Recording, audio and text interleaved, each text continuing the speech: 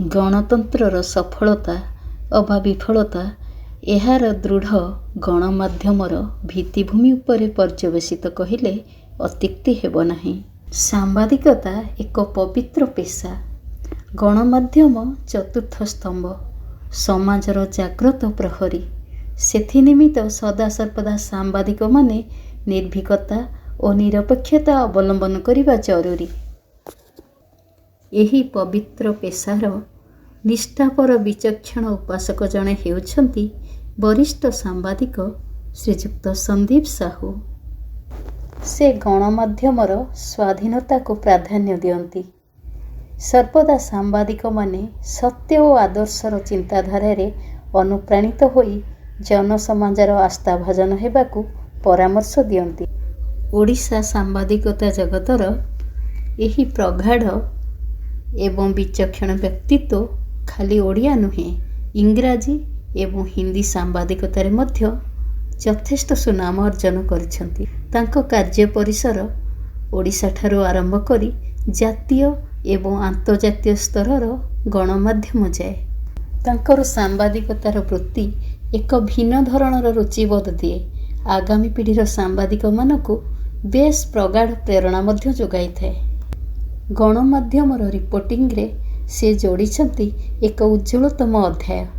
ସାମ୍ବାଦିକତାର ପବିତ୍ର ପେଶା, ସ୍ତମ୍ଭକାରିତା ଏତଦ୍‌ବ୍ୟତୀତ ତାଙ୍କର ଅନ୍ୟ କିଛି କ୍ଷେତ୍ରରେ ମଧ୍ୟ ଯୋଗଦାନ ରହିଛି। ଓଡ଼ିଆ, ହିନ୍ଦୀ ଏବଂ ଇଂରାଜୀର ବିଭିନ୍ନ ଡକୁମେଣ୍ଟାରୀ ଏବଂ ବିଭିନ୍ନ ଧାରାବାହିକରେ ସେ ଜଣେ ସ୍କ୍ରିପ୍ଟ ରାଇଟର ଭାବରେ ମଧ୍ୟ ଯଥେଷ୍ଟ ସୁନାମ ଅର୍ଜନ କରିଛନ୍ତି। ଦୁଃସାହସିକତା ହିଁ ସାମ୍ବାଦିକର ଲକ୍ଷଣ ବୋଲି ସେ କୁହନ୍ତି। ସାମ୍ବାଦିକଟିଏ ଚାରିଆଖିଆ ହେବାକୁ ପରାମର୍ଶ ଦିଅନ୍ତି। ତେବେ ଏହି ଉଜ୍ଜ୍ୱଳତମ ବ୍ୟକ୍ତିତ୍ୱଙ୍କ ସହ କିୟଦଂଶ ବାର୍ତ୍ତାଳାପ ଆଳରେ ଏପି ନ୍ୟୁଜ୍ ଓଡ଼ିଆ ପାଇଛି ଏକ ସୁନ୍ଦର ଭବିଷ୍ୟତ ନିମିତ୍ତ କିଛି ଆଶା ଏବଂ ସମ୍ଭାବନା।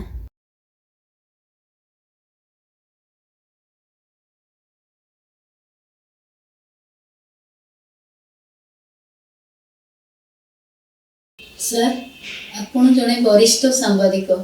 ଆପଣଙ୍କର ଏଇ ଯେଉଁ କାର୍ଯ୍ୟବହୁଳ ଜୀବନର ଗୋଟିଏ ସ୍ମରଣୀୟ ଅନୁଭୂତି କୁହନ୍ତୁ, ଯେଉଁଟାକି ଆପଣଙ୍କୁ ଅତି ମାତ୍ରାରେ ଆନ୍ଦୋଳିତ କରିଛି ଆପଣଙ୍କ ସାମ୍ବାଦିକ ଜୀବନକୁ। ସ୍ମରଣୀୟ ଘଟଣା ତ ଜୀବନରେ ବହୁତ ଘଟିଛି ସାମ୍ବାଦିକ ଜୀବନରେ, କିନ୍ତୁ ତା ଭିତରୁ ଗୋଟିଏ ଦୁଇଟି ଘଟଣାର ମୁଁ ଅବତାରଣା କରିବି ଯେଉଁଟା ହାଇଲାଇଟ୍ ବୋଲି କହିହେବ। ତା ଭିତରୁ ପ୍ରଥମ ଘଟଣାଟି ଘଟିଥିଲା ମୋର ସାମ୍ବାଦିକତା ଜୀବନର ଆଦ୍ୟ କାଳରେ, ଆରମ୍ଭ ବେଳକୁ। ସେତେବେଳକୁ ମୁଁ ମାତ୍ର 2.5-3 ବର୍ଷ ସାମ୍ବାଦିକତା ବୃତ୍ତିରେ ପ୍ରବେଶ କରିବାର ହେଇଥାଏ। 88 ମସିହାର କଥା। ହଠାତ୍ ମୋର ଜଣେ ପରିଚିତ ବ୍ୟକ୍ତି, ମୋଠୁ ସାନ ବୟସରେ, ସିଏ ମୋ ଘରେ ଦିନେ ଆସିକି ପହଞ୍ଚିଲେ ଏବଂ ମୋତେ ଗୋଟେ ଏମିତି ସୂଚନା ଦେଲେ ଯେଉଁଟା ସାମ୍ବାଦିକ ହିସାବରେ ମୋର କାନ ଠିଆ ହେଇଗଲା। କ'ଣ ନା, ସେତେବେଳେ +2 ପରୀକ୍ଷା ଚାଲିଥାଏ ଏବଂ ସିଏ କହିଲେ ମୋତେ ଯାହା ଯେ +2ର ପ୍ରଶ୍ନପତ୍ର ବଜାରରେ ଓପନଲି ବିକ୍ରି ହେଉଛି। ମୁଁ ଶୁଣିକି ବଡ଼ ଆଶ୍ଚର୍ଯ୍ୟ ହେଲି। ମୁଁ କହିଲି, ୟାର ମୋତେ ପ୍ରଶ୍ନପତ୍ରଟିଏ ମିଳିପାରିବ କି ଯଦି ମୁଁ ଚାହିଁବି କିଣିବାକୁ? ନା, ହଁ ମିଳିପାରିବ। ଖୋର୍ଦ୍ଧାର ସେ ପିଲା ଏବଂ ତାଙ୍କ ସାନ ଭାଇ ସେଇ ବର୍ଷ ପରୀକ୍ଷା ଦେଉଥାନ୍ତି +2। ସେ ମେଧାବୀ ଛାତ୍ର ଏବଂ ଯେହେତୁ ମେଧାବୀ ଛାତ୍ର, ତାଙ୍କୁ ଲାଗୁଛି ଯେ ଯଦି ପ୍ରଶ୍ନପତ୍ର ବାହାରେ ବିକ୍ରି ହେବ ତାହେଲେ ମେଧାବୀ ଛାତ୍ରଙ୍କର କିଛି ଆଉ ରହିଲାନି। ଯେଉଁମାନେ ପାଇଲେ, ଯେଉଁମାନେ କିଣିପାରିଲେ ସମସ୍ତେ ଏକା ହେଇଯିବେ, ଧୁଆମଳା ଅଧୁଆମଳା। ତେଣୁକରି ସିଏ ମୋ ପାଖକୁ ଆସିଥିଲେ। ତ ମୁଁ ଆସିକି ମୋର ସେତେବେଳର ସମ୍ପାଦକ, ପ୍ରଥମ ସମ୍ପାଦକ ଶ୍ରୀଯୁକ୍ତ ସୌମ୍ୟରଞ୍ଜନ ପଟ୍ଟନାୟକ, ତାଙ୍କୁ ଏ କଥା ଜଣେଇଲି ଏବଂ କହିଲି ଯେ ଆପଣ ଯଦି ଅନୁମତି ଦେବେ ତାହେଲେ ମୁଁ ତାର ମୂଳକୁ ଯିବି ଏବଂ ଇନଭେଷ୍ଟିଗେଟ୍ କରିବି। ସେ ସାଙ୍ଗେ ସାଙ୍ଗେ ରାଜି ହେଲେ ଏବଂ ଆକାଉଣ୍ଟସ୍ ବାଲାଙ୍କୁ ଫୋନ୍ରେ କହିବି ଦେଲେ। ସେମାନେ କିଛି ପଇସା ମୋତେ ଦେଲେ। ଆଉ ଜଣେ ବନ୍ଧୁକୁ ଧରିକି ମୁଁ ଗୋଟେ ଲୁନା ଧରିକି ଖୋର୍ଦ୍ଧା ଗଲି ଏବଂ ପ୍ରକୃତିରେ ଆମେ ତାଙ୍କ ସାନ ଭାଇକୁ ଠାବ କଲୁ ଏବଂ ସେ ଗୋଟେ କୋଶ୍ଚିନ୍ ପେପର୍ ଆମକୁ जोगाड़ करके देदेले किंतु क्वेश्चन पेपर नहीं सीना आसिलु किंतु सेटा प्रकृत रे से जेन्युइन क्वेश्चन पत्र प्रश्न पत्र ना फेक सेटा जानिबार बाट नाही तो आमे आसिक गुड़ाए समय ता ऊपर तर्जमा हैला शेष रे निष्पत्ति नियाला रात 10टा बेलू जे आमे प्रश्न पत्र को छापी दबा एवं देखा जो कौन होची गोटे रिस्क नहीं कि छापी दिया हला एवं ता परदिन परीक्षा सकाळे जना पड़ला कि सेटा एक्चुअली जेन्युइन क्वेश्चन पेपर थिला तो एमिति अवस्था जेहेतु खबर कागज रे बाहरी गला से परीक्षाटी को बाध्य हेले कर्तृपक्ष बातिल करिया पे एवं परवर्ती गोटे दिन धार्य करा गला तार किछ दिन पर से पिला पुणी आसिक मो पाखे पहुंचला कहला सर नेक्स्ट जो पॉलिटिकल साइंस पेपर अच्छी तार भी क्वेश्चन बिक्री होची आश्चर्य हेली थरे एमती घटना घटी सारा पर पुणी केमती हेई पड़ुची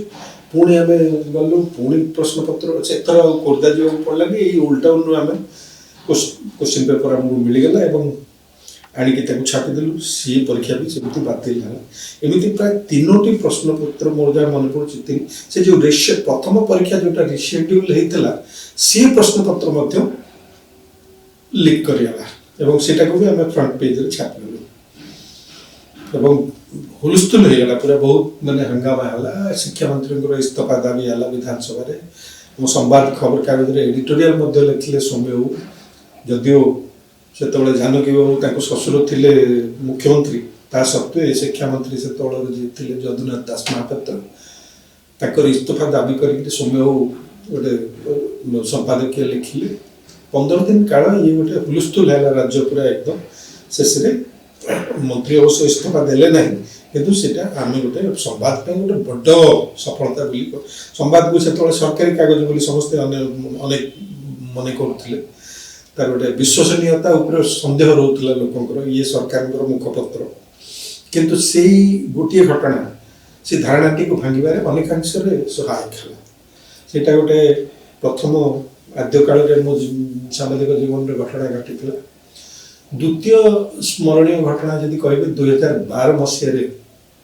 हठात गोटे फोन पाइली माओवादी संस्था सीपीआई माओइस्ट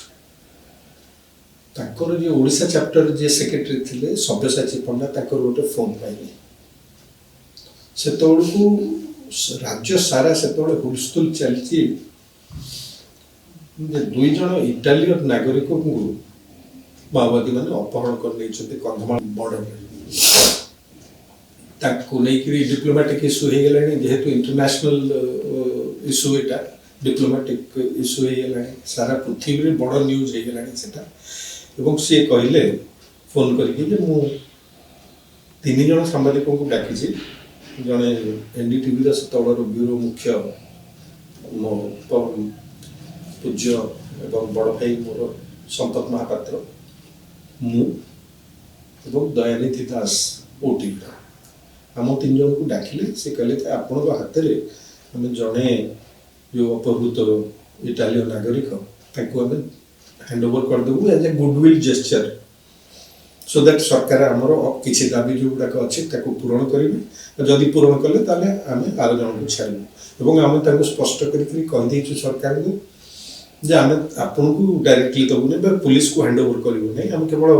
आम जहाँ ऊपर विश्वास अच्छी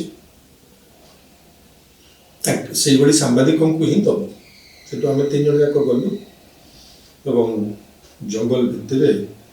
प्राय 16 घंटा ट्रेकिंग कलापर आम माओवादी आड्डा पहुँचलु मैंने दिन 4टा बेले आमर ट्रेकिंग आरंभ है और ता परदिन प्राय 2टा 2:30 बेलू मझे अवश्य कि समय विश्राम नहीं किंतु टोटाल वाकिंग खाली पहाड़ चढ़ा ओल्लैवा चलैवा एमती चलता है प्राय 16 घंटा आम चली भोकर शोषर अवस्था खराब गोड़ आ चलुनी शेष बेलू गोटे पहाड़ मुंडिया उपर से आड्डा कर जाऊ जाऊ खाଇବା बंदोबस्त होता खियापिया सरला इंटरव्यू है ता परदिन से दिन माओवादी कैंप रे रहिलु एवं ता परदिन से इटालियन नागरिक को धरिकी आसलु एवं आउ जड़े जी पणबंदी होकर से रही सहित भी आम इंटरव्यू करके आसलु जो धरिकी आसलु न्यूज गला जे आम धरिकी आसचु से गोटे सारा पृथ्वी रे बड़ न्यूज गोटे होगा से मते व्यक्तिगत भाव मो गोटे से बहुत मन रहा भाई घटना ये सब बड़े फील्ड को जो जाऊ सांबादिक हिसाब से गोटे स्टोरी धरिकी आसू गोटे रिपोर्ट धरिकी आसू कहानी गोटे धरिकी आसू ये केवल कहानी नुह आम गोटे जीवंत लोकटी धरिकी आसू बहुत बड़ सफलता एवं बीबीसी भी ताकू बहुत भल भाव कवरेज देइतिला तो सेटा अनेक इटाली जर्मनी ऑस्ट्रेलिया अमेरिका रो मत फोन आसला से सब हेल्प चाहिए से स्टोरी इनफॉरमेशन केमती गलो कौन कलो तो मत प्रथम थर पे लागला जे मैंने गोटे सांबादिक जीवन में किसी गोटे मोर उपलब्धि गोटे हला मन रहिला बोली गोटे जिंस किसी ए दुईटी घटना मो जीवन रो आउ छोट मोट एमती बहुत घटना घटी किंतु ए दुईटा सबठु स्मरणीय घटना सर आपन को जीवन रो आशा आ अवसोस ए संपर्क रे किछि कहंतु मोर जोटा आशा सेटा मध्य अवसोस मोर सामाजिकता आरंभ करिवार आद्य काल गोटे स्वप्न सब रही गोटे चमत्कार परिपाटी सहित एकदम सुदृश्य एवं केवल मुद्रण दृष्टि नुह तार जो कंटेंट बा जहाँ से छपा हम तार मान भी उच्च थी और ता सहित सुंदर जमी इंडिया टुडे आउटलुक भली मैगजीन देखिए सुंदर और तार कंटेंट मध्य सुंदर से भली गोटे ओडिया रे पत्रिका गोटे बाहरता से दिगरे प्रचेषा अनेक प्रचेषा गोटे दीटा से भाया वेंचर रे मु मध्य सामिल होइछि शताब्दी गोटे पत्रिका बाहर पाक्षिक पत्रिका 2000 मसीहा लंच होता प्रथम बहुत भल क्वालिटी होता किंतु दुर्भाग्य से बेसी दिन बंची पारला नहीं सेटा मोर गोटे ड्रीम एवं अफसोस मध्य सेटा जे पर्यंत एमिति गोटे पत्रिका हे पारलानी जोटा सस्टेन पाला जे भी हला किछि दिन भल चलला तार क्वालिटी मेंटेन हला एवं तापर धीरे धीरे आइदर क्वालिटी खराब हे गला बा संपूर्ण भाव से बंद हो गला गोटे सस्टेनेबल बेसिस रे जेमते बंगला रे वर्ष वर्ष धरिकी पत्रिका सब चली कि इंग्लिश रे चली से जिनसटा मोर एबे भी आशा अच्छी जे के जने तार गोटे बड़ कारण हूँ जो आमर जो एडवर्टाइजिंग पॉलिसी से संपूर्ण भाव से खबर कागज सर्वस्व पॉलिसी से मैगजीन को एडवर्टाइजमेंट दबार कौन स्कोप ना जोटा गोटे बड़ कारण मैगजीन मैंने ये उधे पारना जदि केबे गोटे हे पारंता गोटे भल भल परिपाटी सहित भल कंटेंट सहित गोटे ओडिया न्यूज फीचर मैगजीन ताले सेटा मोर आशा बोली कहि परिबे एवं ए पर्यंत अफसोस मध्य रही जे सेटा बाहर पारनी सर सांबादिकता व्यतीत आपण लेखक जीवन कहतु कि आउ केउ विभाग रे आपनकर बहुत रुचि रहिछि सांबादिकता छडा मोर सिनेमा टेलीविजन सीरियल बा डॉक्यूमेंट्री से प्रबल इंटरेस्ट अच्छी और मु अनेक स्क्रिप्ट लिखी बहुत स्क्रिप्ट सब लिखी विशेषकर डॉक्यूमेंट्री एवं किसी टेली सीरियल स्क्रिप्ट लिखी उभय ओडिया रे हिंदी रे इंग्राजी रे तीनोटी भाषा रे मु करछि प्राय शताधिक हम बोधे सेटा गोटे मोर भारी इंटरेस्ट एवं एबे भी इच्छा अच्छी जे भविष्य के जदि संभव हुए ताले मु गोटे सिनेमाटे करी फीचर फिल्म नहले भी अब तो गोटे भल डॉक्यूमेंट्री टे करी ए आशा एबे भी रखी ता छडा मोर खेल रे इंटरेस्ट अच्छी विशेषकर क्रिकेट गोटे गेम मु स्कूल बेलठू सेटा रही से आग्रह एवं ए पर्यंत बजाय रही ए बड़ी म्यूजिक मु गीत सुनिया बहुत भल पाए गीत मध्य गाइयो भल पाए सर गाई छंदी केबे हां गाइछि अनेक गाई ए अवश्य गाइबा बंद ହେଇଗଲାଣି କିନ୍ତୁ कॉलेज जीवन रे आमे आउ किसी बंधुक सहित मिसिकी गोटे इनफैक्ट गोटे ट्रुप गोटे करथिलु किसी स्टेज परफॉर्मेंस भी करिछु तो आउ दी तीन जन गाइला वाला संग मिल जाइथिले एवं आउ किसी बंधु थिले जो माने विभिन्न वाद्य यंत्र बजाउथिले तो आमे गोटे ग्रुप करिकि बेस किसी स्टेज परफॉर्मेंस मध्ये सेतबेले देइछु कॉलेज रे पढला बेले किंतु वृत्ति को ये संवादिकता वृत्ति रे पसला पर धीरे धीरे से सब बंद ହେଇଗଲା किंतु गीत सुनिबार आग्रह एवं म्यूजिक फॉलो करिबार इंटरेस्ट एबी भी बजाय रहिछि। सर आपण लेखा लेखि जो करछथि निजर किछि पुस्तक प्रकाशन करछथि? हाँ पुस्तक सेटा मोर गोटे अफसोस कथा जदि कहबे सेटा भी गोटे बड़ अफसोस जे मोठू बहुत कम वर्ष सांबादिकता रे रहितबा लोक बही छापी सारे मत भी किसी प्रकाशक आग्रह प्रकाश कर विभिन्न समय जो स्तंभ लिखी अंततः एकाठी कर गोटे बही छापा कि मोर हेला जो मोर अवहेला जो एपर्यंत संभव ही आशा करुँचे आगामी दिन किसी ओरिजिनल किसी बही न लिखिले भी मोर आर्टिकल जहाँ लिखी एकाठी कर गोटे संकलन कर गोटे पुस्तक आकार प्रकाश कर इच्छा मोर निश्चित भाव। सर वर्तमान मुद्रित गणमाध्यम संकट रे कारण होची सोशल मीडिया इंटरनेट बहुत किछि जिंस अछि जोटा कि हमकु महासंकट आडकु नै जाय मुद्रित गणमाध्यम तबे एने आपण प्रतिक्रिया कोन रखिबे? देखो माने सोशल मीडिया को आम शत्रु बोली विचार करबा उचित न। देखो वर्तमान मुख्य स्रोत गणमाध्यम तापई गोटे सोशल मीडिया गोटे आहुरी गोटे एडिशनल एवेन्यू बा रास्ता बाट गोटे जोगे दीची जे आगु गोटे खबर कागज केवल जी लोक तार पाठक ताकरी पाखे पहुँचुला एवं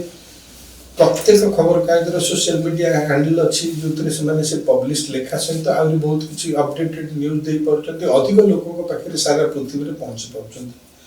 तो सोशल मीडिया को शत्रु बोली विचार करना उचित नुह एवं सोशल मीडिया को जदि क्रिएटिवली यूज करा जाई पारिला ताले सी मुख्य शत्रु गणमाध्यम गोटे बड़ सहायक हो परिबो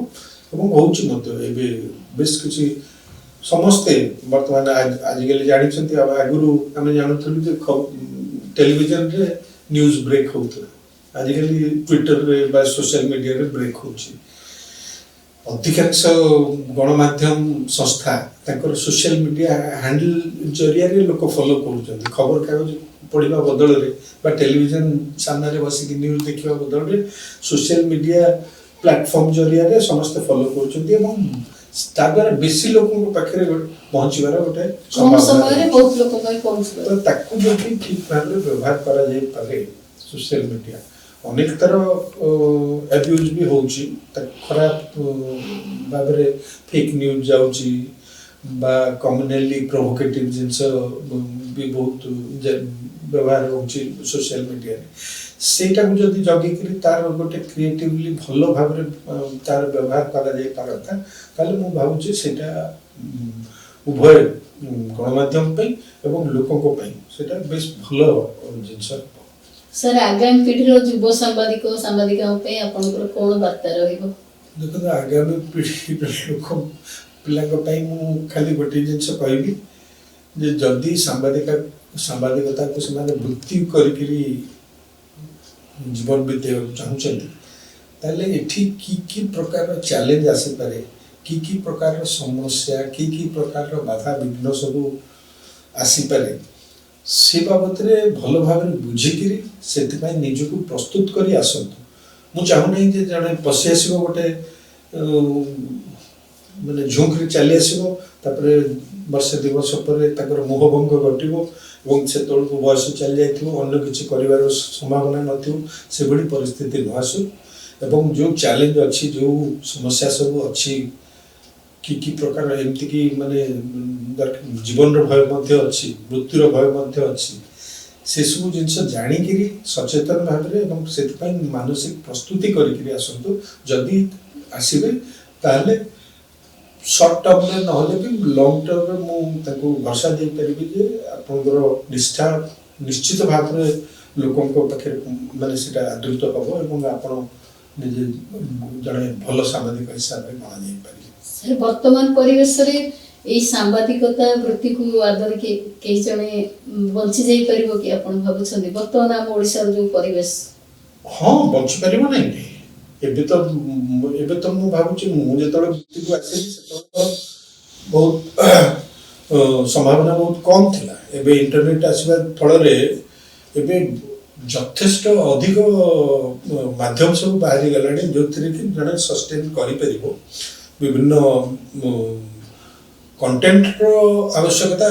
ବହୁ ଲୋକଙ୍କୁ ଅଛି, ବହୁ ସଂସ୍ଥାଙ୍କୁ ଅଛି ଏବଂ ଠିକଣା କଣ୍ଟେଣ୍ଟ ଯଦି ଆପଣ ଯୋଗାଇ ଦେଇପାରିଲେ ତାହେଲେ ମୁଁ ଭାବୁଛି କିଛି ଅସୁବିଧା ନୁହେଁ। ଆଗରୁ ସାମ୍ବାଦିକତା ବୃତ୍ତିରେ ବରଂ ଆମର ଯେଉଁ ଥିଲା କେବଳ ଖବରକାଗଜ ଥିଲା, ଆଉ ତ କିଛି ନଥିଲା। ଖବରକାଗଜ ଆମେ ଯେତେବେଳେ ଆସିଲୁ ସେତେବେଳେ ଗଣମାଧ୍ୟମ କହିଲେ ଖବରକାଗଜ ଜଣାପଡ଼ୁଥିଲା ଏବଂ ଖବରକାଗଜର ଯେଉଁମାନେ ପ୍ରତିନିଧି ଯେଉଁମାନେ ରିପୋର୍ଟର ସେମାନଙ୍କୁ ବହୁତ କମ୍ ପଇସା ମିଳୁଥିଲା। ଏବେ ତ ମୁଁ ଦେଖୁଛି ଯେ ରେଭେନ୍ୟୁଜ୍ ବଢ଼ି ବଢ଼ି ଚାଲିଛି ଇଣ୍ଟରନେଟ୍ ଯୁଗରେ, ସମ୍ଭାବନା ବେଶୀ ବେଶୀ ହେଉଛି। ତେଣୁକରି ଜଣେ ନିଜକୁ ବା ନିଜ ପରିବାରକୁ ଚଳାଇବା ପାଇଁ ଅସୁବିଧା ହେବା କଥା, ପରିଶ୍ରମ କରିବାକୁ ପଡ଼ିବ, କଷ୍ଟ କରିବାକୁ ପଡ଼ିବ। ସେଥିପାଇଁ ଯିଏ କରିପାରିବ ମୁଁ ଭାବୁଛି କିଛି ଅସୁବିଧା ନାହିଁ। ସାର୍ ବର୍ତ୍ତମାନ ପରିବେଶରେ ସାମ୍ବାଦିକଟିଏ ନିର୍ଣ୍ଣାୟକର ଭୂମିକା କେମିତି ନେଇପାରିବ? ଦେଖନ୍ତୁ, ନିର୍ଣ୍ଣାୟକ ଭୂମିକା ନେଇପାରିବ ମାନେ ସିଏ ତାର କାମଟିକୁ ଯଦି ନିଷ୍ଠାର ସହିତ କରିବ। ନିଷ୍ଠାର ସହିତ କରିବ ମାନେ କ'ଣ? ସାମ୍ବାଦିକର କାମ ହେଲା ଜନସାଧାରଣଙ୍କର ଭଏସ୍ ହେଇକି ହବା। ଯେଉଁ ଲୋକଙ୍କର ସ୍ୱର ଶୁଭୁ ନାହିଁ, ସରକାରଙ୍କ ପାଖରେ ପହଞ୍ଚୁ ନାହିଁ, ତାକୁ ସରକାରଙ୍କ ପାଖରେ ପହଞ୍ଚେଇବା। ସରକାରଙ୍କର ଯଦି ଦୋଷ ତ୍ରୁଟି କିଛି ରହୁଛି, ଯେଉଁ ନୀତି ନିର୍ଦ୍ଧାରଣ କରୁଛନ୍ତି ବା ଯାହା ପଦକ୍ଷେପ ନେଉଛନ୍ତି ସେଇଟା ଯଦି ସାଧାରଣ ସ୍ୱାର୍ଥର ବିରୁଦ୍ଧାଚରଣ କରୁଛି ତାହେଲେ ସେ ବିଷୟରେ ଲୋକଙ୍କୁ ସଚେତନ କରିବା ଏବଂ ଜନସାଧାରଣଙ୍କ ମଧ୍ୟରେ ଗୋଟେ ବିଶ୍ୱାସ ଜନ୍ମେଇବା, ବିଶ୍ୱାସ ଜନ୍ମେଇବା ଯେ ଆମେ ତମ ପାଇଁ ଅଛୁ, ତମ କଥା କହିବା ପାଇଁ ଆମେ ସବୁବେଳେ ପ୍ରସ୍ତୁତ ଅଛୁ। ସେଇ କାମଟି ଯଦି ସାମ୍ବାଦିକ ଠିକ୍ ଭାବରେ କରିପାରିବ ତାହେଲେ ଗୋଟେ ନିର୍ଣ୍ଣାୟକ ଭୂମିକା ନିଶ୍ଚିତ ଭାବରେ ଗ୍ରହଣ କରିପାରିବ ସାମ୍ବାଦିକ, ଯେଉଁଟା ଅନେକ ସମୟରେ ସମ୍ଭବ ହେଉନି। ବିଭିନ୍ନ କାରଣ ତାର ଅଛି, କାରଣ ବର୍ତ୍ତମାନ ମୁଁ କହୁନାହିଁ, କିନ୍ତୁ ଅନେକ ସମୟରେ ସେଟା ସମ୍ଭବ ହେଉନାହିଁ। ମାନେ ଯେଉଁ ସତ୍ୟନିଷ୍ଠ କର୍ତ୍ତବ୍ୟନିଷ୍ଠ ସାମ୍ବାଦିକତା, ଯେଉଁଥିରେ ଲୋକଙ୍କର ଭଏସ୍ ହେଇକି ମିଡ଼ିଆ ବାହାରିବ ବା ଜଣେ ସାମ୍ବାଦିକ ବାହାରିବ, ସେଇଟା ଅନେକ ସମୟରେ ହେଉନାହିଁ। କିନ୍ତୁ ଯଦି କରିପାରିବ ଜଣେ, ସେଇଟା ନିଶ୍ଚିତ ଭାବରେ ଗୋଟେ ନିର୍ଣ୍ଣାୟକ ଭୂମିକା ନେଇପାରିବ। ସାର୍ ଅନେକ ସମୟରେ ଏମିତି ବି ଦେଖାଦିଏ, କିଛି ରାଜନୈତିକ ଚାପ ହୋଇପାରେ କି ସାମ୍ବାଦିକଟାର ଯୋଉ ପେଟରେ ଭୋକ ମୁହଁରେ ଲାଜ କଥାଟି ଆମେ କହିବା, କାହିଁକିନା ସେମାନେ ସଂଗ୍ରାମ କରୁଛନ୍ତି ବଞ୍ଚିବା ପାଇଁ, ଏଆଡେ ଭୋକିଲା ପେଟ, କଲମ ଚଳେଇବାକୁ ତାଙ୍କର ଶକ୍ତି ନାହିଁ। ତେବେ ଏ ପରିବେଶକୁ ଆପଣ କେମିତି କହିବେ? ବଡ଼ ବଡ଼ ସାମ୍ବାଦିକ ପାଇଁ ବର୍ତ୍ତମାନର ଯେଉଁ ପରିସ୍ଥିତି ଭାରି ଚ୍ୟାଲେଞ୍ଜିଂ ପରିସ୍ଥିତି। ଏଠି ନିଜର ନିଷ୍ଠାର ସହିତ କାମ କରିବା ଏବଂ ସାମ୍ବାଦିକତା ବୃତ୍ତି ପ୍ରତି ନିଜର ନିଷ୍ଠା ଏବଂ ଯେଉଁ ଆନ୍ତରିକତା ସେଇଟାକୁ ବଜାୟ ରଖିକିରି କାମ କରିବା, ନିଜର ବିବେକକୁ ଜଗିକିରି ନିଜର ସ୍ୱାଭିମାନକୁ ବଞ୍ଚେଇକିରି କାମ କରିବା ବହୁତ କଷ୍ଟ, ବହୁତ କଷ୍ଟ। କାହିଁକି? এই ଗୋଟିଏ କଥା ଆପଣ କହିଲେ ପଲିଟିକାଲ ପ୍ରେସର କଥା, ରାଜନୈତିକ ଚାପ। ରାଜନୈତିକ ଚାପ କେବଳ ନୁହେଁ, ଅନ୍ୟ ବହୁ ପ୍ରକାରର ଚାପ ଅଛି। ବ୍ୟାବସାୟିକ ଚାପ ମଧ୍ୟ ଅଛି, ଆପଣଙ୍କର ପରିବାର ଚଳାଇବାର ଚାପ ଅଛି। ତେଣୁକରି ଜଣେ ସାମ୍ବାଦିକ ଯଦି ନିଜ କର୍ତ୍ତବ୍ୟ ଠିକ୍ ଭାବରେ କହିବ, ତାକୁ ବହୁତ ବାଧା ବିଘ୍ନ, ବହୁତ ପ୍ରକାରର ଚାପ, ଏପରିକି ମାନେ ମୃତ୍ୟୁର ଆଶଙ୍କା ବି ଅଛି, ମାନେ ହତ୍ୟା ବା କୌଣସି ଫିଜିକାଲ ହାର୍ମ ସେଟା ବି ହେଇପାରେ। ସେସବୁକୁ ପାର କରିକିରି ଜଣେ ଯଦି ଆସିପାରିଲା ତାହେଲେ ସେ ସାମ୍ବାଦିକ ହିସାବରେ ସଫଳ ହେଇପାରିବ। କିନ୍ତୁ ସମସ୍ୟା ହେଉଛି ଯେ ମୁଖ୍ୟ ସ୍ରୋତର ଯେଉଁ ଗଣମାଧ୍ୟମ ବର୍ତ୍ତମାନ, ସେଠି ସ୍ୱାଧୀନ ଏବଂ ନିର୍ଭୀକ ସତ୍ୟନିଷ୍ଠ ସାମ୍ବାଦିକତାର ସମ୍ଭାବନା ବା ଅବକାଶ ବହୁତ କମି କମି ଯାଉଛି ଧୀରେ ଧୀରେ। କାହିଁକି ନା ବିଭିନ୍ନ ପ୍ରକାରର ବାଧ୍ୟବାଧକତା ଯୋଗୁଁ, କେଉଁଠି ରାଜନୈତିକ ଚାପ, कोठी व्यावसायिक चाप, कोठी टीआरपी रो चाप, विभिन्न प्रकार चाप रे गणमाध्यम पेशी ही जाइए, जहाँ फल जड़े जिते भल काम करू आपण ग्राउंड रे जाइए गोटे चमत्कार रिपोर्ट धरिकी आसवे कि शेष में देखिए से छपा ही पाऊनी कहीं कहार ना कहार स्वार्थर विरुद्धाचरण से कर राजनैतिक व्यावसायिक स्वार्थ बाधा दब एवं से रिपोर्ट जदि छपा न हो पारा कहीं से जे खबर कागज जी चलाऊँच टेलीविजन चैनल जी चलाऊँच तार निजर बाध्यबाधकता अच्छी बा तार निजर स्वार्थ अच्छे आमर ओडिशा गोटे विचित्र जिनस देखिए आपण जे अधिकांश खबर कागज तार मालिकाना रही एमती लोक पाखे जो मैंने प्रत्यक्ष राजनीति निर्वाचन राजनीति रे अछंती क्षमता राजनीति रे प्रत्यक्ष भाव में जड़ित इलेक्शन लड़ुंट एमएलए एमपी होती मंत्री होती से भली व्यक्ति बा परिवार ताकरी हाथ में रही मालिकाना तो स्वाभाविक भाव में से भली कागज बा से भली चैनल पे जो सामाजिक काम करिवो से ता मालिकर स्वार्थ को जगिया को बाध्य एवं जदि जगी न जगिला ताले तार निज चाकरी तापर विपन्न हो पड़ो सर मुख्य स्रोत रे माने जो अछंती ता सत्वे भी किछि अछि हमर वर्तमान सांस्कृतिक परिवेश रे किछि आंचलिक संवादपत्र जो माने कि संघर्ष करूछथि निजे दृष्टि बात निश्चित से मानकर वॉइस मध्ये अछि से माने भी किछि पदक्षेप नै पारे नौचंती नौ नाहंती बोले नुह बहुत बहुत स्वाधीन चेता युवक युवती अछंती जो माने अल्प रे हो पछे छोट धरणर हो पछे से निष्ठापर भाव में कर्तव्य कर चली मुझे मना करूनी किंतु जिनस हूँ माने से माने बहु संख्यक लोकों पाखे पहुँचार संभावना कम कहीं मास मीडिया रे आपण माने सर्कुलेशन फिगर बा टीआरपी रेटिंग सेटा डिटरमिन करछि जे केते लोकों पाखे आपण पहुँचुछन किंतु गोटे वर्तमान आशार उद्रेक करिछि कोन ना इंटरनेट आसवा पर जो माने आगुरु असहाय मणुले निजको कहीं पाखे पांठि नथिला पैसा नथिला मुख्य स्रोतर गणमाध्यम सहित लड़ाई करने बा निजर गोटे निष्ठापर भाव में निज काम करने इंटरनेट वर्तमान गोटे बड़ प्लेटफॉर्म जोगे देछि जोटा कि पैसा बेसी किछि नथिले भी जड़े निजर मत स्वाधीन मत व्यक्त कर बहुत संख्यक लोक पाखे पहुँची पार तेणुक माने ए मुख्य स्रोतर गणमाध्यम वर्तमान स्वाधीन निर्भीक सांबादिकतार संभावना बहुत कमी कमी जाउछि किंतु एट द सेम टाइम गोटे अल्टरनेटिव प्लेटफॉर्म तैयारी होछि जोटा कि आगामी भविष्य रे लोकों को सेटा अट्रैक्ट करबो एबे जानि छथि जे जदी आपण किछि लोकों को मन रे विश्वास जन्मे पारले जे हम प्रकृत रे हमें निष्ठापर भाव रे हम काम करू छुले ताले लोक क्राउड फंडिंग जरिया रे आपण को पाठी जोगे दबा पे मते प्रस्तुत अछथि एवं इंग्रजी रे सेमति बहुत सफल एक्सपेरिमेंट हेछि जदी ओडिया रे पर्यंत हेइ पारे नै किंतु आगामी दिन रे मोर विश्वास जे सेही भली धरणर काम आम ओडिशा रे भी हेइ परिबो एवं जो माने प्रकृत रे सत्य संधानी सांबादिक से मानको पई गोटे बड़ प्लेटफॉर्म इंटरनेट जोगे दाबो आगे सर वर्तमान हमें विश्व स्तर को जिबा से मानकर गणमाध्यम कहंतु प्रिंट मीडिया हो कि इलेक्ट्रॉनिक्स मीडिया हो सामाजिक गणमाध्यम मध्ये हो सेमानको जो सांबादिक माने जे भली निर्णायक भूमिका नौसंती जे भली सेमानको सहयोग मध्ये मिलुची सेही स्तर रे तुलना कले हम ओडिसा कथा को हम कोन कहबा ओडिसा गणमाध्यम वर्तमान के परिवेश रे के संकट रे अछि आपण कोन भाबु छ गुरुतर संकट देई कि हम जाउछ गोटे विश्वसनीयतार संकट लोकों पर जो आगुरु गोटे धारणा थिला गोटे विश्वास थिला गणमाध्यम ऊपर एबे के विश्वास करना मैंने जो मिछुआ राधुआ आम गप पढ़ुले पिला बेले से अवस्था है बर्तमान जब सत कथा भी कहे तादेह भी लोकंर अनेक समय विश्वास होनी कहीं एत मिछ कथा जाते सब माने अपप्रचार कहतु दुष्प्रचार कहतु फेक न्यूज बा मिसलीडिंग न्यूज विश्वसनीयता कमिबार दुईटी कारण रही गोटे हूँ जे संख्याधिक खबर कागज बा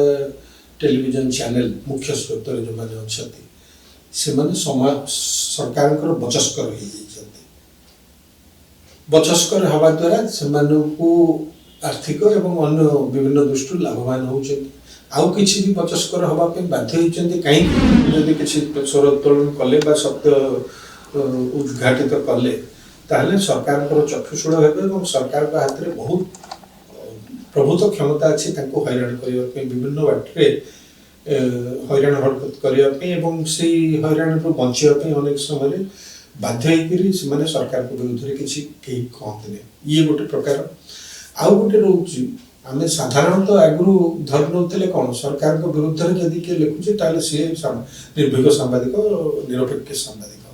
କିନ୍ତୁ ଏବେ ଗୋଟେ ଟ୍ରେଣ୍ଡ ଦେଖିବେ ଆପଣ, ସରକାରଙ୍କ ବିରୁଦ୍ଧରେ ଯେଉଁ ଯାହା କିଛି ଯେଉଁ ପତ୍ର ପତ୍ରିକାରେ ବାହାରୁଛି କ୍ରମାଗତ ଭାବରେ ସରକାରଙ୍କ ବିରୁଦ୍ଧରେ ଅନେକ ସମୟରେ କୌଣସି କାରଣ ନଥାଇକି ବି ସରକାରଙ୍କ ବିରୁଦ୍ଧରେ ଲେଖୁଛନ୍ତି, ଯାହାଫଳରେ ଦି ଆଡ଼ୁ ବିଶ୍ୱସନୀୟତା ହେଉଛି। ମାନେ ଆଗରୁ ଗୋଟେ ଧାରଣା ଥିଲା ଯେ ସରକାରଙ୍କ ବିରୁଦ୍ଧରେ ଯିଏ ଲେଖିଲା ସିଏ ହେଲା ନିର୍ଭୀକ ସାମ୍ବାଦିକ। ଏବେ କିନ୍ତୁ ସେଇ ଜିନିଷଟା ବି ନାହିଁ। ଏବେ ଅନେକ ଲୋକ ଜାଣିପାରୁଛନ୍ତି ଯେ ଓହୋ ଇଏ ବିଜେପି ସପୋର୍ଟେଡ୍ କାଗଜ, ତେଣୁକରି ସେ ବିଜେଡି ସରକାର ବିରୁଦ୍ଧରେ ଲେଖୁଛି। ସେଠି ସେଣ୍ଟରରେ ସେୟା ମାନେ ହେଉଛନ୍ତି କଂଗ୍ରେସ ସିମ୍ପାଥାଇଜର, ତେଣୁକରି ସିଏ ଲେଖୁଛନ୍ତି। ଆମେ କହିବା ଯେ ଗଣମାଧ୍ୟମର ସ୍ୱାଧୀନତାଟା କ୍ଷୁଣ୍ଣ ହେଉଛି ଏବଂ ବିଶ୍ୱସନୀୟତାଟା ଗୁରୁତର ଭାବରେ କ୍ଷତିଗ୍ରସ୍ତ ହେଇଛି। ବର୍ତ୍ତମାନ ଲୋକ ଆଉ ଆଗ ଭଳି ଆଉ ବିଶ୍ୱାସ ନାହିଁ ଯେ ମିଡ଼ିଆ ସତ କଥା ଲେଖୁଛି ବା କର୍ତ୍ତବ୍ୟ ତାର ଠିକ୍ ଭାବରେ ସମ୍ପାଦନ କରୁଛି। ସେଇଟା ହେଉଛି ସବୁଠୁ ବଡ଼ କ୍ରାଇସିସ୍ ଏବଂ ସେଇଟା କେମିତି ଦୂର ହେବ ସେଥିପାଇଁ ମୁଁ ଭାବୁଛି ମିଡ଼ିଆରେ ଯେଉଁମାନେ ବଡ଼ ପଣ୍ଡାମାନେ ଅଛନ୍ତି ସେମାନେ ସେ ଚିନ୍ତା କରିବେ। କାହିଁକି ଥରେ ଯଦି ବିଶ୍ୱାସ ଚାଲିଗଲା ତାକୁ ଫେରେଇ ଆଣିବା ବହୁତ କଷ୍ଟ ଏବଂ ଏବେଠୁ ଯଦି ସେ ଦିଗରେ ପ୍ରଚେଷ୍ଟା ଆରମ୍ଭ ନ ହୁଏ ତାହେଲେ ଶେଷରେ ଆଉ ଲୋକ କିଛି ଖବରକାଗଜ ପଢ଼ିବେନି, ଟିଭି ଚ୍ୟାନେଲ ଅଲରେଡ଼ି ହେଲାଣି, ସେ ପ୍ରୋସେସ୍ ଆରମ୍ଭ ହେଇଗଲାଣି, ସେଟା ଆହୁରି ବ୍ୟାପକ ହେଇଯିବ। ସମାଜ ପାଇଁ କେଉଁ ବାର୍ତ୍ତା ଦେବେ? ବର୍ତ୍ତମାନ ପରିବେଶରେ କିଛି ସଙ୍କଟମୟ ପରିସ୍ଥିତି ମଧ୍ୟ ଅଛି, ଆପଣ କ'ଣ ମେସେଜ ଦେବାକୁ ଚାହୁଁଛନ୍ତି? ମୁଁ ସମାଜକୁ କ'ଣ କହିବି, ମାନେ ମୋତେ ବହୁତ ମାନେ ମୁଁ ବହୁତ ଛୋଟ ଲୋକ, ସମାଜକୁ କିଛି ବାର୍ତ୍ତା ଦେଲା ଭଳି ନୁହଁ, କିନ୍ତୁ ଗୋଟିଏ ଜିନିଷ ମୁଁ ଅନୁରୋଧ କରିବି ଯେ ଭଲ ସାମ୍ବାଦିକତାକୁ ପୃଷ୍ଠପୋଷକତା କରନ୍ତୁ, ପ୍ରୋତ୍ସାହନ ଯୋଗାଇ ଦିଅନ୍ତୁ। ଛୋଟ ଉଦ୍ୟମ ହଉ ପଛେ ଆପଣଙ୍କର ଯେଉଁଠି ହୃଦବୋଧ ହେଲା ଯେ ଏଇ ଲୋକଟି ବା ଏଇ ସଂସ୍ଥାଟି, ଏଇ ଗଣମାଧ୍ୟମ ସଂସ୍ଥାଟି ଠିକଣା ନ୍ୟୁଜ୍ ଦେଉଛି, କୌଣସି ପ୍ରକାର ଚାପ ସମ୍ମୁଖୀନ ନ ହେଇକିରି ବା କୌଣସି ଲୋଭର ବଶବର୍ତ୍ତୀ ନ ହେଇକିରି ଏମାନେ ନ୍ୟୁଜ୍ କରୁଛନ୍ତି, ସେଇଭଳି ଉଦ୍ୟମକୁ ପ୍ରୋତ୍ସାହନ ଯୋଗାଇ ଦିଅନ୍ତୁ, ସେଇଭଳି ଉଦ୍ୟମକୁ ପୃଷ୍ଠପୋଷକତା କରନ୍ତୁ, ଯାହାଫଳରେ ସେମାନେ ଉତ୍ସାହିତ ହେଇକିରି ତାଙ୍କ କାମ ଆହୁରି ନିଷ୍ଠାର ସହିତ କରିପାରିବେ। ସାର୍, ଆପଣଙ୍କ ସାମ୍ବାଦିକତା ଜୀବନକୁ କେହି ପ୍ରଭାବିତ କରିଛନ୍ତି କି? ମାନେ ବୃତ୍ତିଗତ କ୍ଷେତ୍ରରେ କୁହନ୍ତୁ କି ଗୃହରେ କୁହନ୍ତୁ, କାହାର ପ୍ରଭାବ ଆପଣଙ୍କୁ ବେଶୀ ମାନେ ଦେଇଛି, ହୃଦବୋଧ ଦେଇଛି, କିଛି ମେସେଜ ଦେଇଛି କାମରେ ଦକ୍ଷତା ଆଣିବା ପାଇଁ? ଅନେକ ଲୋକଙ୍କର ପ୍ରଭାବ ମୁଁ ମୋ ଜୀବନରେ ପଡ଼ିଛି। ମୋ ଦିଲ୍ଲୀପ ଶତପଥୀ ମଧ୍ୟ ଆପଣଙ୍କର ଜଣେ ଦିଲ୍ଲୀପ ଶତପଥୀ ନିଶ୍ଚିତ ଭାବରେ, ସେ ଯଦିଓ ମୋର ବନ୍ଧୁ, ଅନ୍ତରଙ୍ଗ ବନ୍ଧୁ, ସିଏ ମଧ୍ୟ ବିଭିନ୍ନ ବାଟ ତାଙ୍କର କର୍ତ୍ତବ୍ୟ ନିଷ୍ଠା ଏବଂ କାମ କଲାବେଳେ ତାଙ୍କର ଯେଉଁ ସିରିୟସନେସ୍, ଏମିତି ଅନ୍ୟ ସମୟରେ ହସ ଖୁସି ସବୁ ଇଏ ହୁଏ, କିନ୍ତୁ କାମ ବେଳେ ସିଏ ପୁରା ଯେଉଁ ନିଷ୍ଠାର ସହିତ ସେ କାମଟା କରନ୍ତି ସେଇଟା ମୁଁ ବହୁତ ପାଖରୁ ଦେଖିଛି, ବହୁ ବର୍ଷ ଧରିକିରି ଦେଖିଛି। ସିଏ ପ୍ରଭାବିତ କରିଛନ୍ତି। ଏମିତି ବହୁତ ଲୋକ, ସମ୍ପଦ ମହାପାତ୍ର, ସିଏ ମଧ୍ୟ ତାଙ୍କ କାମ କରିବାର ଶୈଳୀ ମୁଁ ବହୁତ ପାଖରୁ ଦେଖିଛି, ତାଙ୍କ ଦ୍ୱାରା ବି ଇନଫ୍ଲୁଏନ୍ସଡ। ଷ୍ଟେନ୍ସ, ଗ୍ରାହାମ ଷ୍ଟେନ୍ସ ବୋଲି ଯେଉଁ ଅଷ୍ଟ୍ରେଲିଆନ ମିଶନାରୀ ଏବଂ ତାଙ୍କର 2 ନାବାଳକ ଶିଶୁପୁତ୍ରକୁ ଏଠି ହତ୍ୟା କରାହେଇଥିଲା ମନୋହରପୁରରେ, କେଉଁଝରରେ। ତାପରେ ପରେ ସିଏ ଆସିଥିଲେ। ସାମ୍ବାଦିକତା ଜୀବନ ପାଇଁ ଗୋଟେ ବଡ଼ ଶିକ୍ଷା ହେଇକି ରହିଲା ଏବଂ ତାକୁ ପରବର୍ତ୍ତୀ ସମୟରେ ମୁଁ ସବୁବେଳେ ଚେଷ୍ଟା କରିଛି ସେ ଶିକ୍ଷାକୁ କାମରେ ଲଗେଇବା। ତା ଭିତରୁ ଗୋଟେ ବଡ଼ ଶିକ୍ଷା ଥିଲା ଏଇଆ, କ'ଣ ଛୋଟ ମୋଟ ଯାହା ନଜରରେ ପଡ଼ିଲା ପଚାରିଲି ଏ ମୂର୍ତ୍ତିଟା ଏଠି କାହିଁକି ଅଛି, ଏମିତିଆ ମୂର୍ତ୍ତି କ'ଣ ଏଠି ଥାଏ କି, ଏଠି କ'ଣ ସବୁ ଚାଷ ହୁଏ, ରେନଫଲ୍ କେତେ ହୁଏ, ସାର କ'ଣ ବ୍ୟବହାର କରନ୍ତି, ମାନେ ହିଷ୍ଟ୍ରି, କଲଚର, ଏଗ୍ରିକଲଚର, ମାନେ ଯାହା ପାଇଲେ ଖ୍ୟାଲ ସେ ପଚାରି ଚାଲିଲେ ଏବଂ ଫେରିଲା ବେଳେ ଏୟାରପୋର୍ଟରେ ବଡ଼ ପେସେଣ୍ଟଲି ଉତ୍ତର ଦେଇଛ ଏବଂ ଯେଉଁଠି ନ ଜାଣିଛ ମାନି ଯାଇଛ ଯେ ମୋ ପାଖରେ ୟାର ଉତ୍ତର ନାହିଁ ବୋଲି। କିନ୍ତୁ ସେ ପ୍ରଶ୍ନ ଗୁଡ଼ାକ ପଚାରିବା ଦରକାର। ମୁଁ 200 ପ୍ରଶ୍ନ ପଚାରିଲି, ହୁଏତ 2ଟି ପ୍ରଶ୍ନର ଉତ୍ତର ବି ମୋ କାଗଜରେ, ତାହେଲେ ତମର ଲେଖାରେ ସେଟା ରିଫ୍ଲେକ୍ଟେଡ୍ ହବ। ଯଦିଓ ସବୁ କଥା ତମେ ରିପୋର୍ଟରେ ଆସିବ ନାହିଁ, କିନ୍ତୁ ତମର ଲେଖାରେ ସେ ଜିନିଷଟା ରିଫ୍ଲେକ୍ଟେଡ୍ ହବ। ଦିନର ସାନ୍ନିଧ୍ୟ ତାଙ୍କର ପାଇଥିଲି, କିନ୍ତୁ ସିଏ କିଛି ଭଲ ଶିକ୍ଷା ମୋତେ ଦେଲେ ଏବଂ ସମୟାନୁବର୍ତ୍ତିତା ତାଙ୍କଠୁ ସେ ଜାଣିଲେ। ଥରେ କୋଉଠୁ ଗୋଟେ ଆମେ କରଞ୍ଜିଆରୁ ବାହାରିକି ଯିବା ପାଇଁ ସେ ଗାଡ଼ି ପାଖରେ ଆସିକି ଅପେକ୍ଷା କରିଛନ୍ତି। Sandeep, you are 5 minutes late. ଆମ ପାଇଁ 5 ମିନିଟ୍ଟା, ଆମର ଯୋଉ କଲଚରରେ ପଢିଛୁ ସେଥିରେ 5 ମିନିଟ୍ଟା ବିଲକୁଲ ଅଧଘଣ୍ଟେ ବି ମାନେ ଚଳନୀୟ, ଅଧଘଣ୍ଟେ ପର୍ଯ୍ୟନ୍ତ, କିନ୍ତୁ 5 ମିନିଟ୍ଟା ବି କେତେ ଇମ୍ପୋର୍ଟାଣ୍ଟ। ଏମିତି ଗୁଡ଼ାଏ ଲେସନ୍ ସେଇ ଟ୍ରିପ୍ରେ ମୁଁ ଶିଖିଲି ତାଙ୍କଠୁ। ତ ସିଏ ଯଦି ଗୋଟିଏ ବ୍ୟକ୍ତି କାହାକୁ କହିବେ ତାହେଲେ ମୁଁ ସେ ଯୋଉ ମିଷ୍ଟର ଲେମ୍ୟାନ୍, ତାଙ୍କର PH ଲେମ୍ୟାନ୍ ବୋଲି ଷ୍ଟର୍ମ ବୋଲି ଗୋଟେ ମ୍ୟାଗାଜିନ୍ ଥିଲା, ଯୋଉଟାକି ପୃଥିବୀର 3rd most circulated magazine, German magazine. ତାର ସେ ଡିପ୍ଲୋମାଟିକ୍ କରେସ୍ପଣ୍ଡେଣ୍ଟ ଥିଲେ, ସିଏ ଆସିଥିଲେ। ତ ତାଙ୍କଠୁ ସିଏ ହେଉଛନ୍ତି ମୋର ସବୁଠୁ ବେଶୀ ପ୍ରଭାବିତ କରିଛନ୍ତି ମୋତେ ସିଏ। ତା ଛଡ଼ା ଅନ୍ୟ ବିଭିନ୍ନ ଲୋକଙ୍କ ଦ୍ୱାରା ଇନଫ୍ଲୁଏନ୍ସ ହେଇଛି ମୁଁ।